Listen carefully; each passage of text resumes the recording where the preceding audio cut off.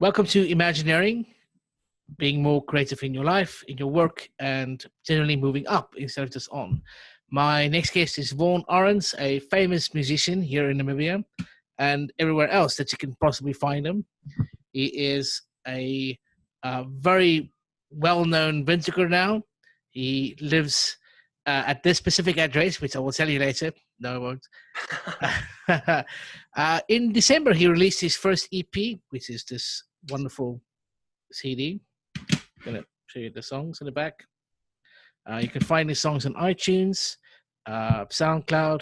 You can contact him via his Facebook fan page for the CDs.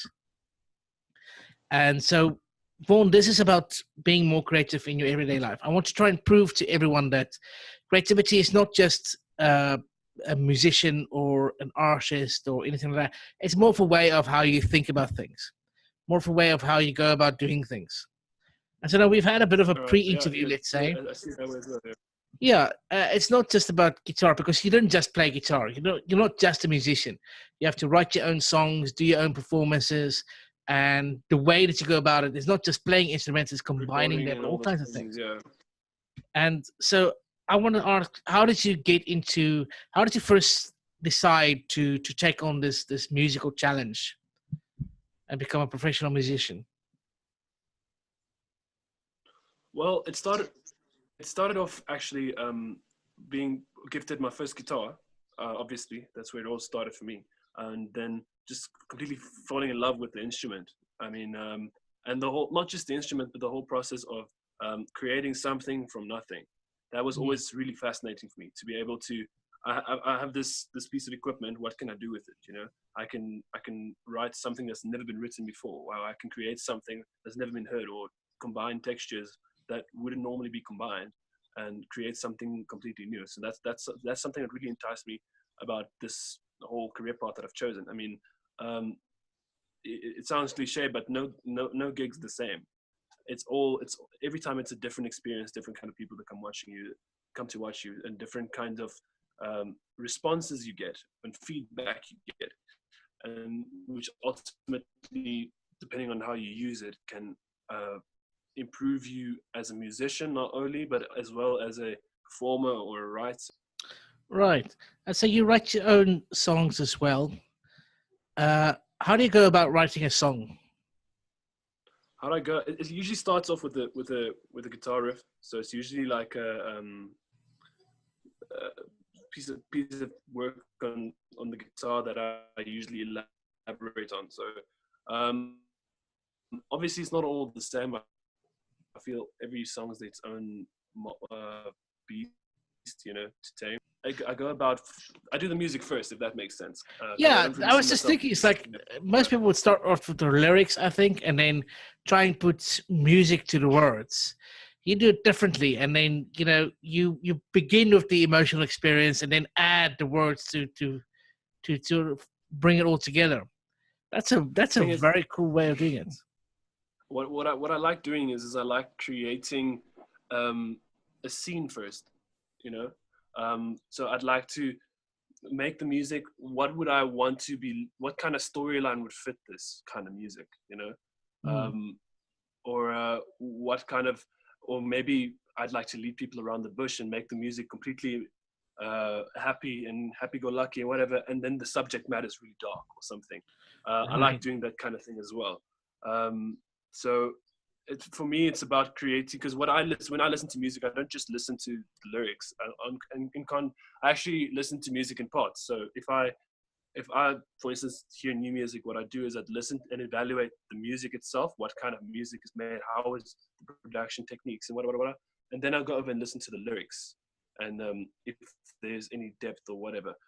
So that's probably why I do my writing in that order as well, because I listen to the music first before I actually listen to what's being said. So a song can have like two levels for you. You can appreciate the music, but not the words. And sometimes you can appreciate the words, but not so much the music. Exactly. That's how I see it. So, and sometimes it even crosses to a third level for, if you want to, for instance, listen to a body of work rather, and how each song flows into a different one. But a great example of this actually is the Abbey Road album, the Beatles Abbey Road album. Right, right, So right. the first, it was obviously mastered for vinyl, and I'm lucky enough to have a copy. But I mean, the first part of the album is just normal songs, and then the B side is a medley.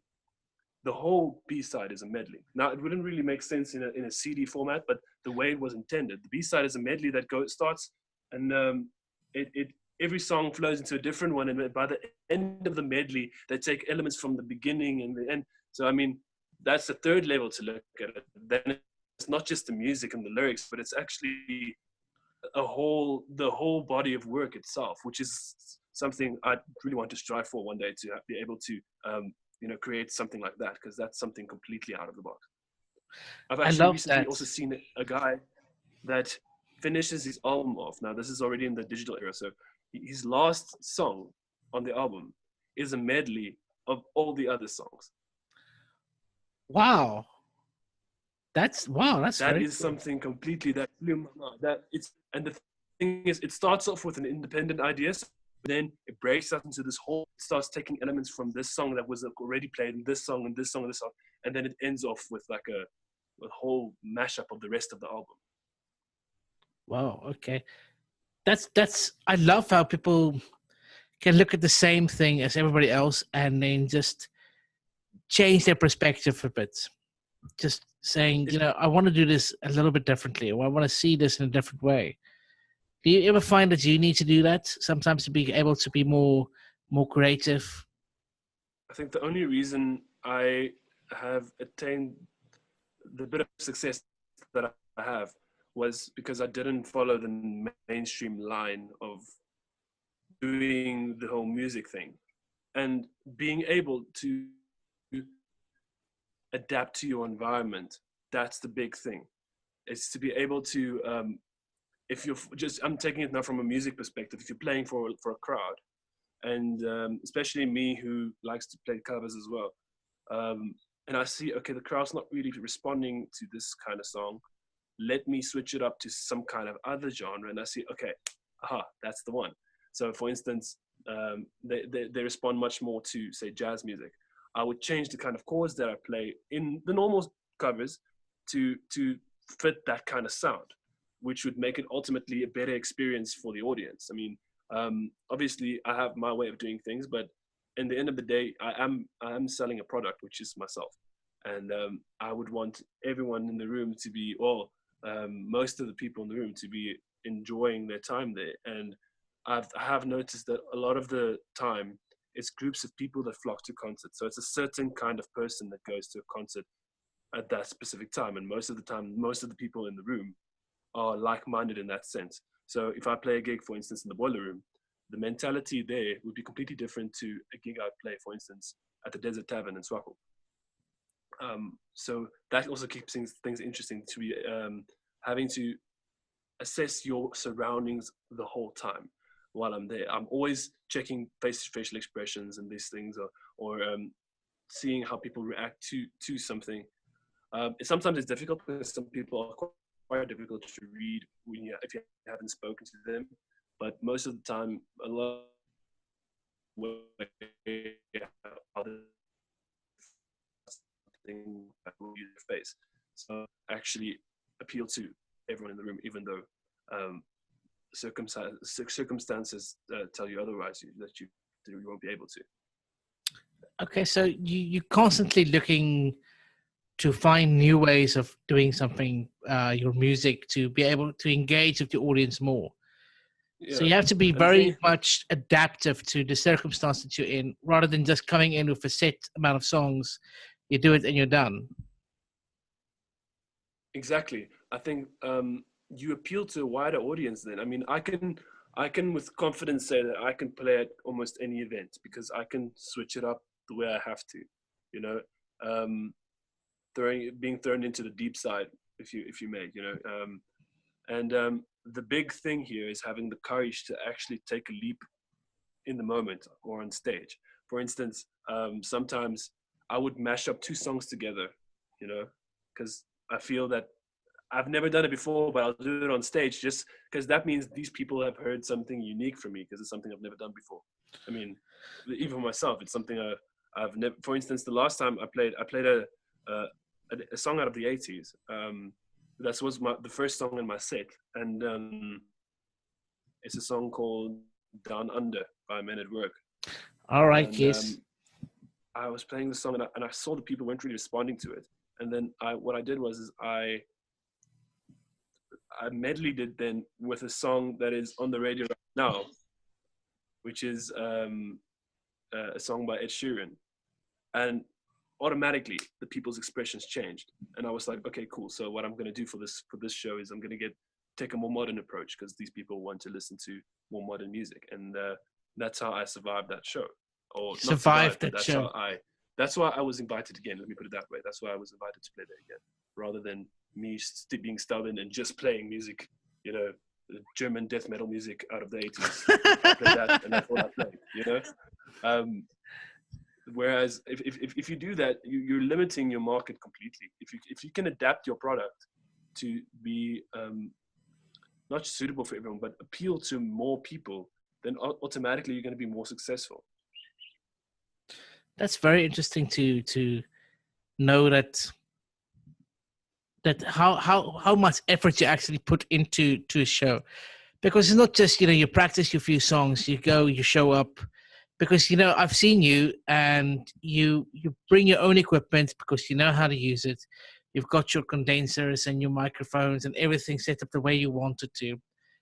But I've also seen that sometimes things go wrong, and you're not afraid to adapt to the changes at hand, because you just go with it. And that's something I really admire, is that you can say, you know what, this is just not going to go well, but I've never seen a bad experience, even when you've had a product or something that just didn't work out the way you wanted to.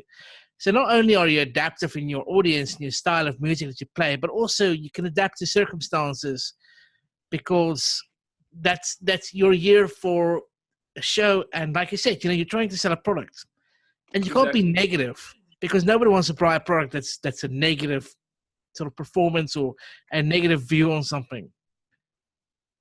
Exactly. People are there. It sounds quite shallow, but people are there to have a good time.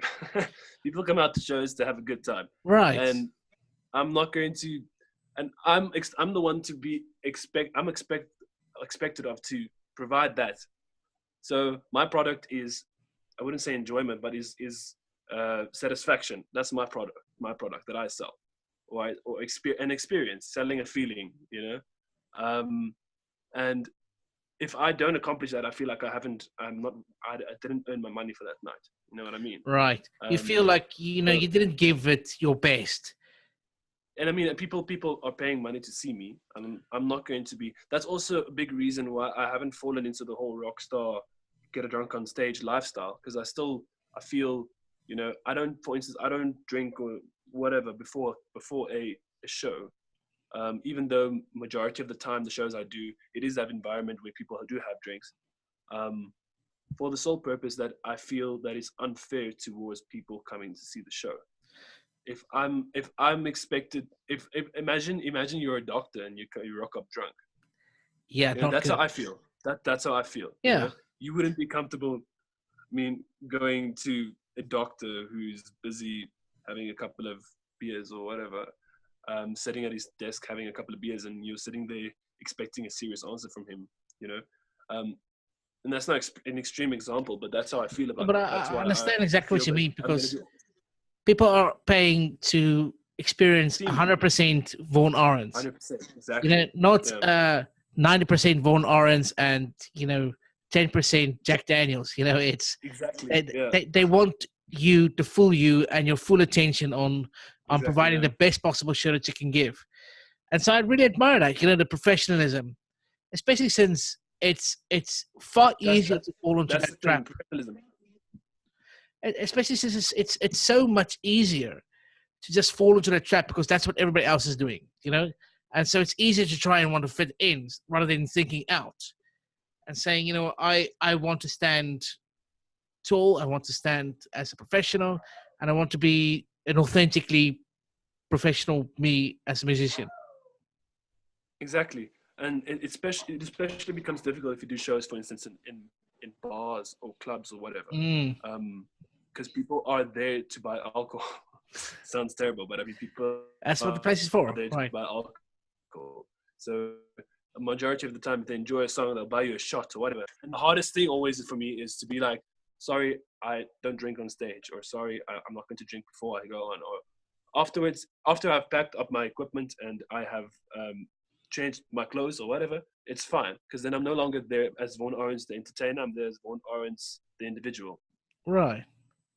I think that's So important to it's be able kind to of like an separate alter ego, yourself. you could say. Yeah. It's kind of like I'm Vaughn Ahrens, the musician, and I'm also Vaughn Ahrens, the individual. Whereas the musician side of me doesn't drink and doesn't smoke and doesn't whatever.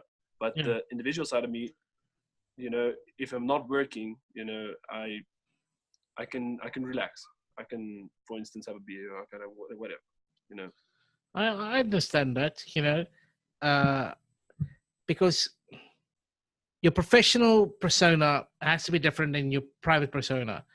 Because otherwise, you have Exactly. to be on 100% of the time, and no one can live like that. We can't be creative 100% of the time. We have to have off True. times, just times we just doing Just be, mediocre. Yeah, just or just being, to be. just to be. That's exactly what it is.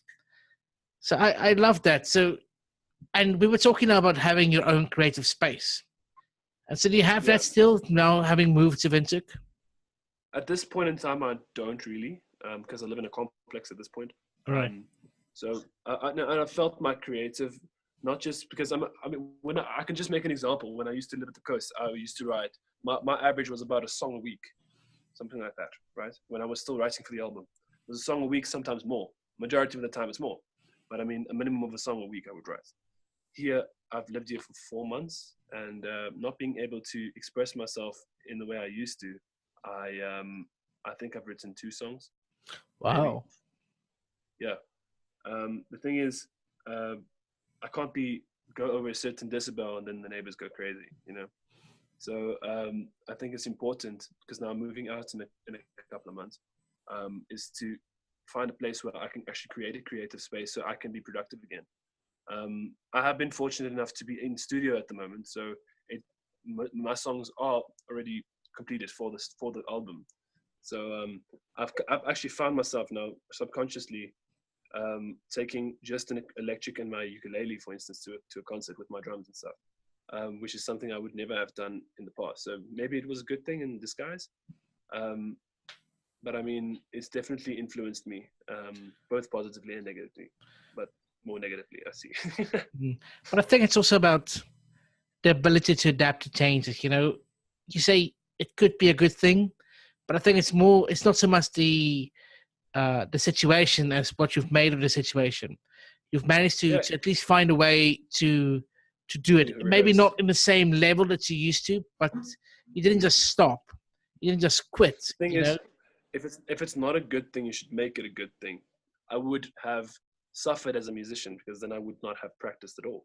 So now I've at least found a way where I could still maintain my level on guitar and on percussion and stuff, that I could at least still be proud of what I have accomplished and what kind of music I've started to make in this year. But I've seen also with my writing work that it has also been influenced by me not being able to. The first song I wrote in this house was called "Don't Wake the Neighbors," and it's actually going on the album because I feel it was part of my life at this stage. So Yeah. it's a song called "Don't Wake the Neighbors." I mean, if that's not a sentiment to where I'm living, my living situation right now, I don't know what is. But it's wonderful that you've managed to find at least something to boost your creative nature, even in dire circumstances or trying circumstances. And even though you're not as productive as you wanted to be, I'm very glad you didn't just say, I can't do this. It's too much. I'm going to stop now. So you've learned to at least pace yourself. Yeah, I'm looking forward to well, more. it's needed. Yeah, I'm looking forward to more productivity from you. Because I used to get at least once a month, a message saying there's a new song available on YouTube and so on. Now it's dipped a bit. Felt like I was a bit worried about you, Vaughn. But that's good. That's good. Well, I've been busy tracking my new album, so Right. I've actually been busy as well. So we started last week, tracking all the instruments that I play, and then I've actually, for this album, it's going to be the biggest production I've worked on in my life. We're getting in live orchestral elements as well. We're getting in trumpets, flutes, and string quartets. Something completely. I feel that was the next step for me, and just to improve my music as a whole. And I'm really excited. So I mean, we're 2 songs down, 8 to go, and then it's refinement, obviously. Right. Well, thank you for your time, and thank you for just uh, explaining that you need your creative space, you need time to be creative, and that even through difficult circumstances, you can still be creative. Maybe not as creative in the same way, but it's definitely important to have a creative culture around you, to build a culture, a community Definitely. that supports creativity instead of just, don't wake the neighbors. Yeah, I think this the fact that you are able to create a space for yourself already shows you that you're kind of serious about what you're doing. I Right. mean, it would have been really easy for me to kind of, just lay low and let, in Afrikaans you say, "Laat God vader, God akker loop." Let what happens happens. Okay. And I think it's important for you to not just sit back and let that happen. I think it's important for you to of course, if you're, it all depends on if you're serious about being creative or not, and just create yourself that space. And I'm looking forward to my new living arrangements where I'm able to do that. Well, good luck with that, and thank you for doing this. And please go and connect with Vaughn on his fan page. He is doing quite a few shows now. I really encourage you to go listen to him. He is a fantastic, phenomenal musician, and you will come away better for the experience. Thank you so much for the opportunity. Vaughn, see you again. Cheers.